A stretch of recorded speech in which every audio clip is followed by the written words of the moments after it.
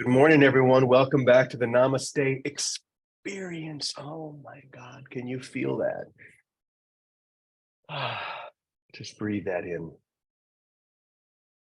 When we are pointed in that direction, like pointing a boat into the direction of the current, we are just taken.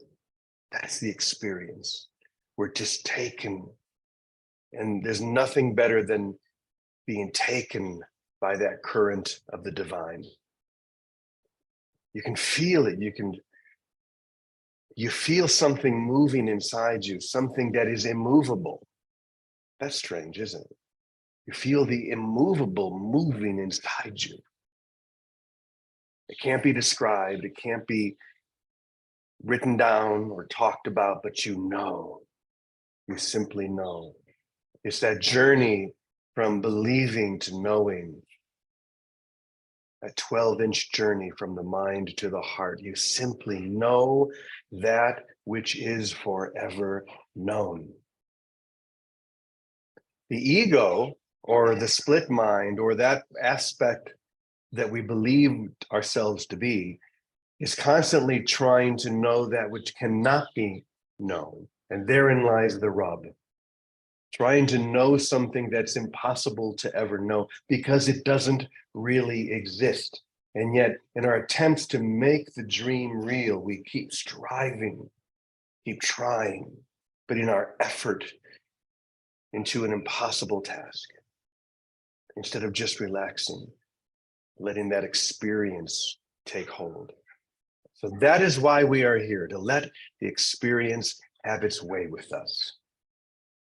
Can you think of anything better? Letting God have his way with you?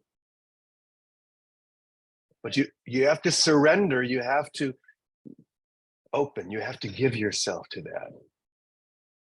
Because God doesn't take you unwillingly. You have to be willing. That's all you need, actually, is that little willingness to give everything. And then we enter into the state that we talked about yesterday. Nirvikalpa.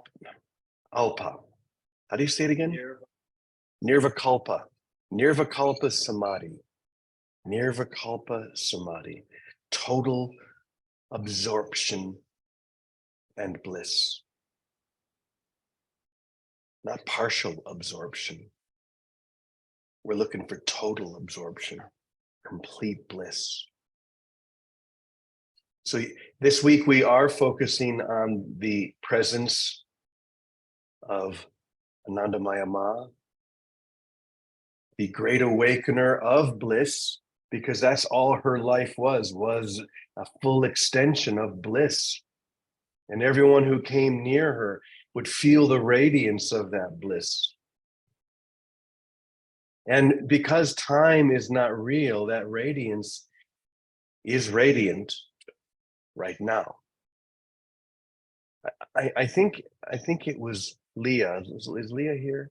There she is, right in front of me. You were the one talking about, yeah. So yesterday I was talking about past lives and sensing this very powerful presence and past life that I shared with Anandamaya Ma.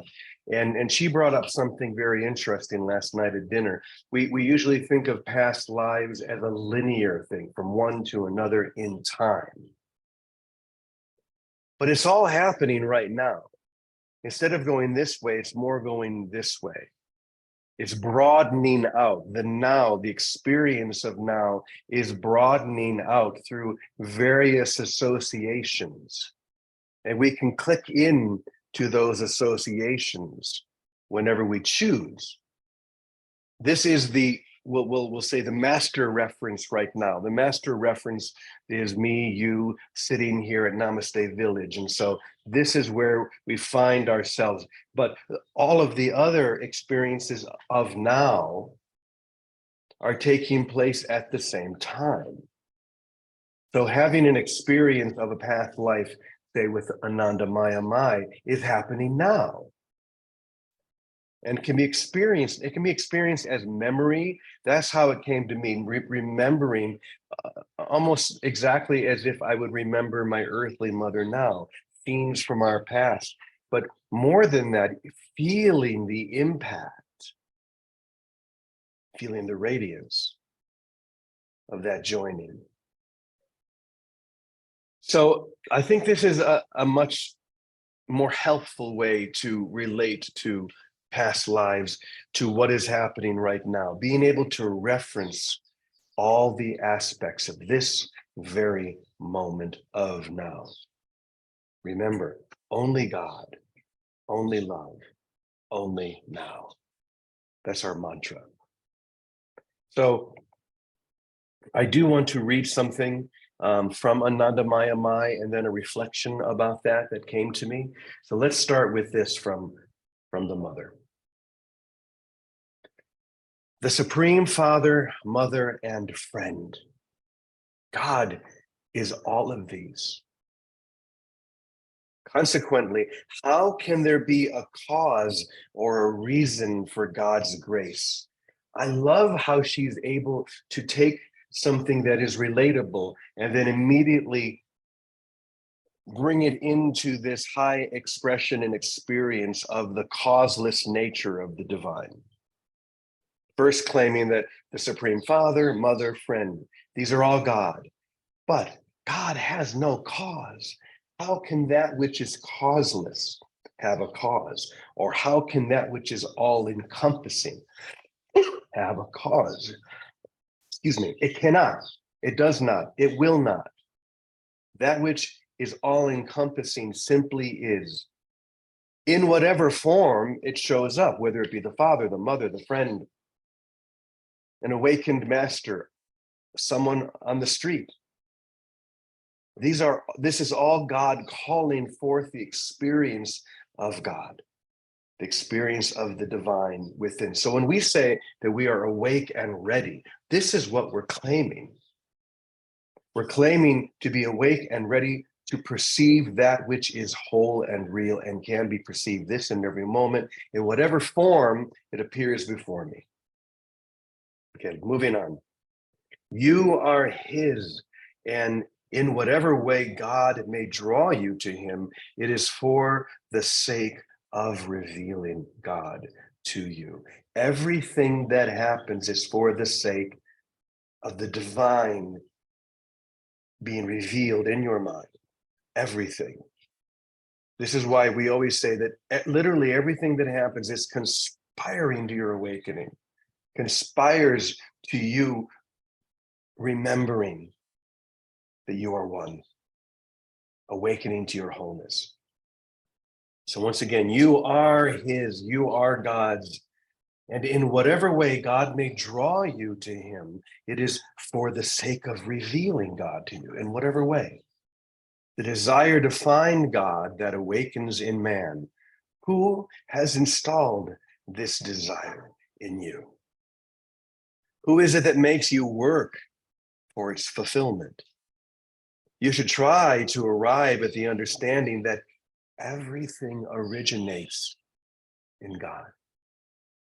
See if you can arrive at the understanding that everything originates in that divine impulse that we call God. This is the passion, this is the devotion that we feel. We talk a lot about passion and devotion. It needs to be stirred. If you're not feeling this passion and devotion for that which has complete and total devotion to you, then you're only doing it in your mind. The experience that we talk about every morning here is a passionate experience. It is a devotional experience. If you see if you can reference a time in your life when you fell madly in love. Whether it ended well or didn't, that doesn't matter. But remember that original impulse when you met someone and something like the birds began to sing. It was like a Disney animation movie. Anybody remember that? Okay. Vaguely, someone says. So when you had that experience, was it like this? This is a beautiful experience. Thank you very much. Or was it, passionate. There is a deep devotional energy in that meeting. Now, when you meet the divine in the same way, the divine or God will meet you in the same way. So once again, if you're not feeling that passionate release of grace, if you're not sensing this devotional stir, go deeper. Go deeper. People sometimes say, well, you can't long for something that's, of course you can. Would you say to your partner, well, I love you, therefore I don't need to be devoted to you? I don't need to feel it? Of course not. This is the awakening. It's that devotional energy, that passion, that love that pulls you closer to the beloved. Don't get in your head about it. Get out of your head. Get into your heart. Don't try and figure it out. Let it figure you out. Okay? Sorry, I got off on a tangent. Thank you. I get very passionate about passion. Let me start at this beginning part. The desire to find God that awakens in man. Who is it that has installed this desire into you? Who is it that makes you work for its fulfillment? You should try to arrive at the understanding that everything originates in God. All of that passion, all of that devotion originates in God. Whatever power, whatever skill you possess, even you, yourself, from where does everything arise? And does it not all have the purpose of finding God? Of course, it all has the purpose of finding God, the destroying of the veil of ignorance.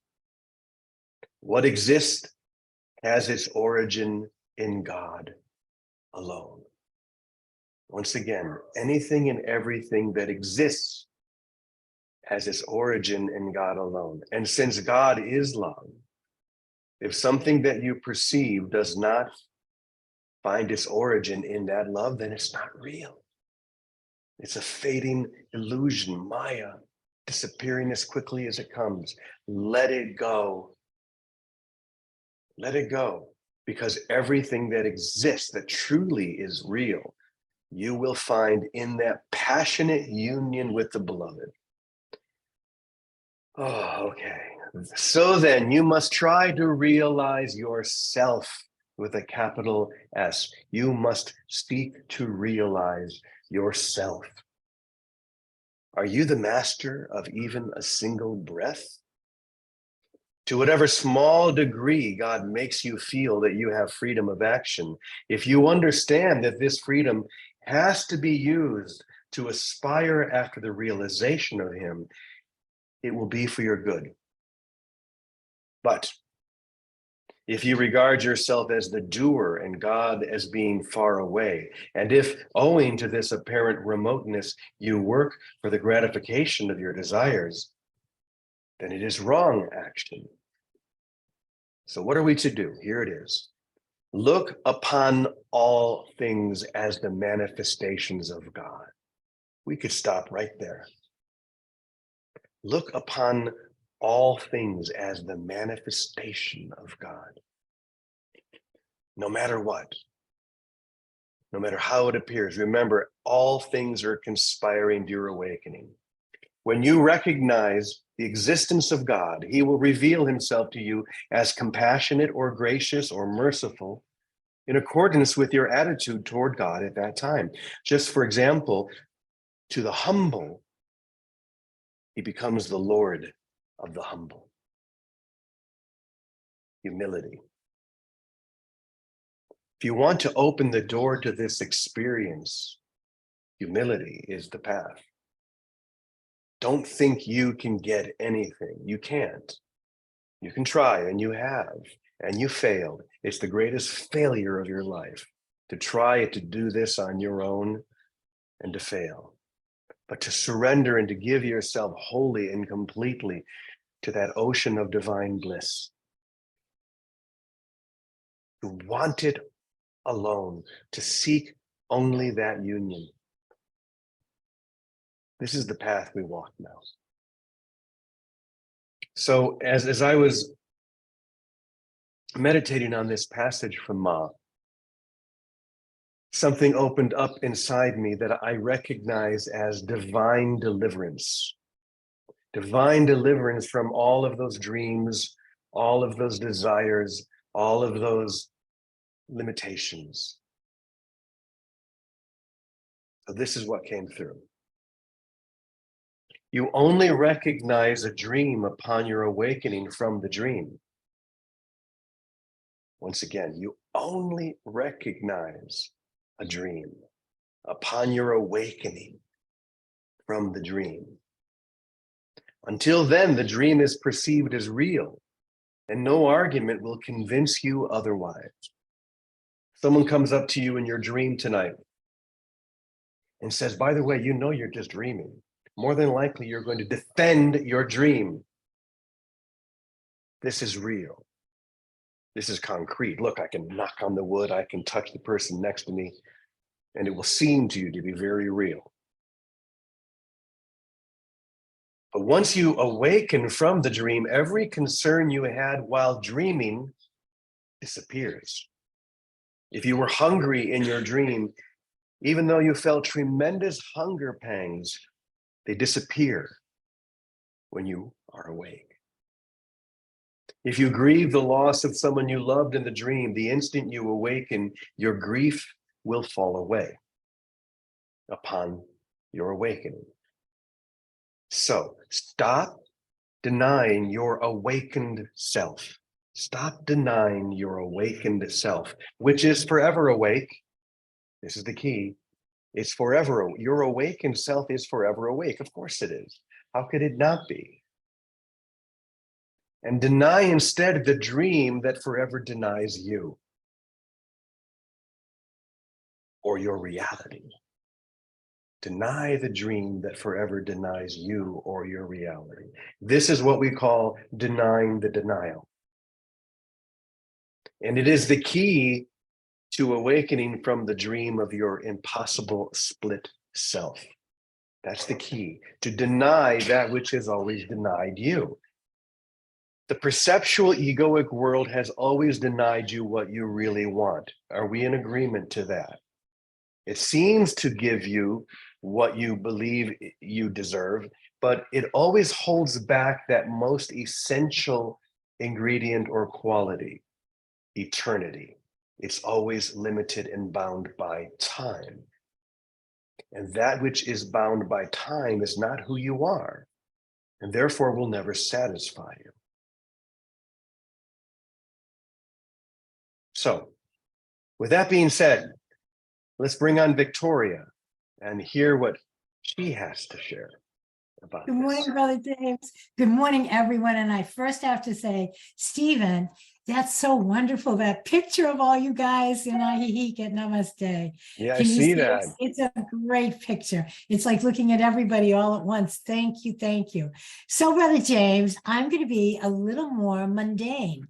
So I'm going to take it to, how do I do this? And I have a couple of great examples. I'm really having a good time this morning with the Holy Spirit. He's had me on this big change, this big accelerated lesson plan of, and I'll call it grace. So the first thing I want to mention is it is true. Just like if you want to see God, look in the person right in front of you. Look at the plant. Look at it. God's face is shining all around us. The manifestation of God is everything, not just the people, it's everything. So yesterday, Munchkin, my wonderful companion and godlike being, my cat, brought me home a dismembered bird right to the door. And oh no. So I said, oh, this must be a pop quiz. I am the bird, I am the cat. I am the bird, I am the cat. I am the bird, I am the cat. And I said, oh, Munchkin, you're the cat, that's the bird. We're all one.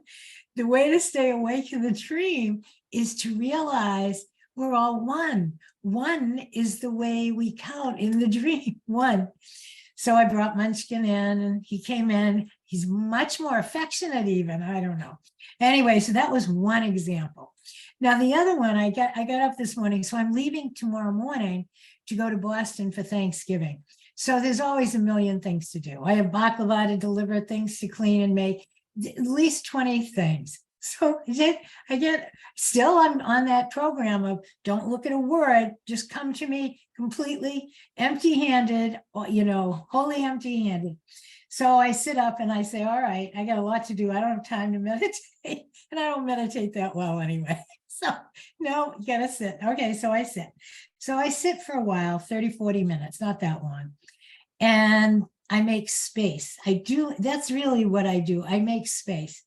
And I do notice what happens is a release in me that things just let go and nothing matters. It's like, okay, here I am. So I'm here. Anyway, so I get going and I'm taking a shower. This is the message I get in the shower. Listen, you need a new operating system that's steady, that's consistent, that's never going to change. I said, yeah, I get that. Okay, so the new operating system, grace, what could be a better operating system? But grace is too abstract for me. I'm so mundane and practical sometimes.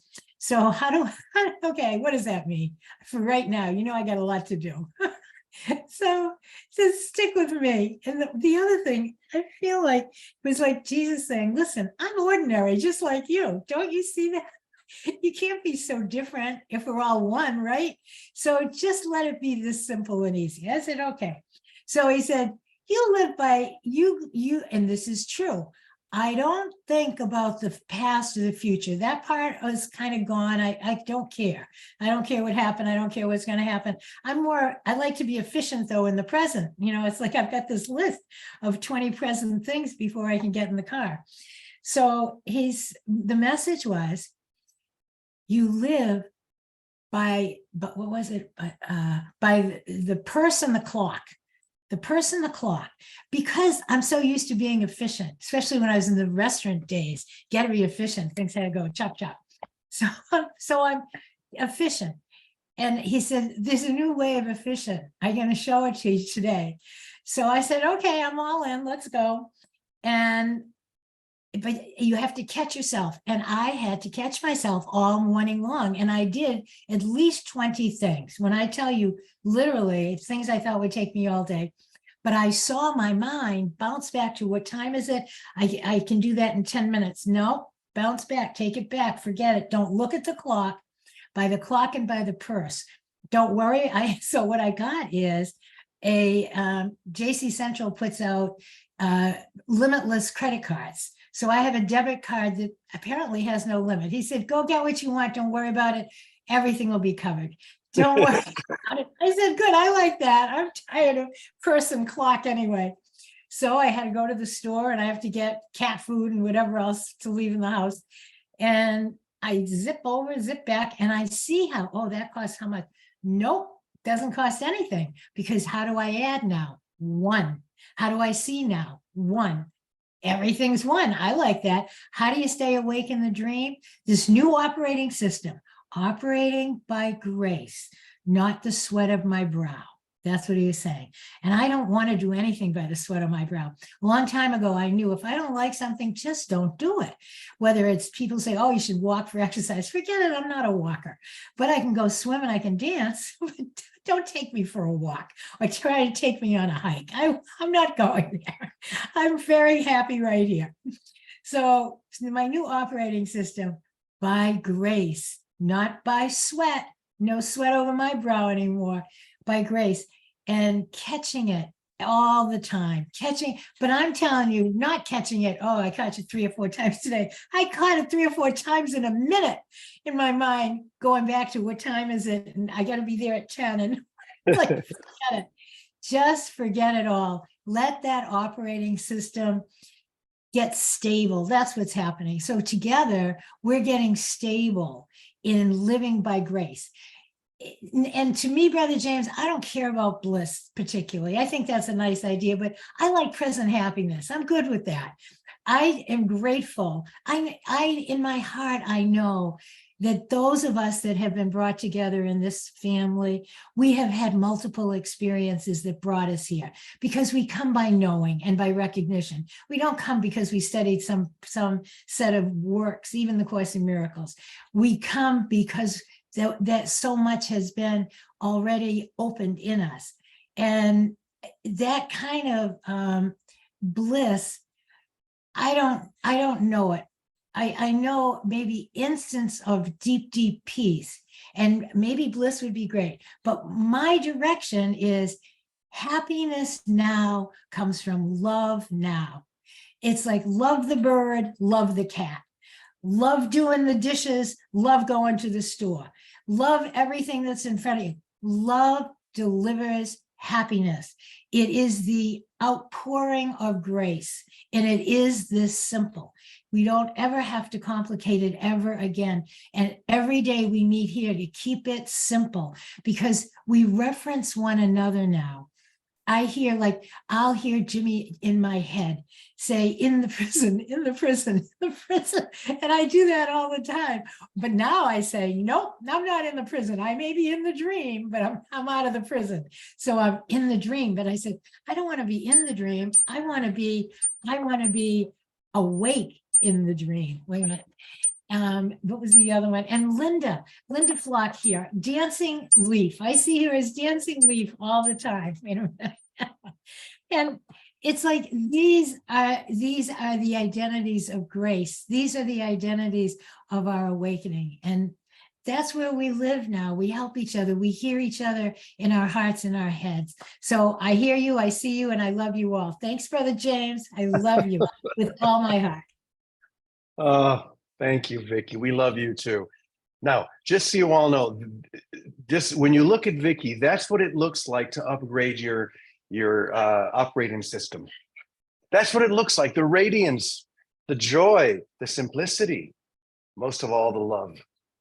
So as we upgrade all of our operating systems, this is what will awaken within us.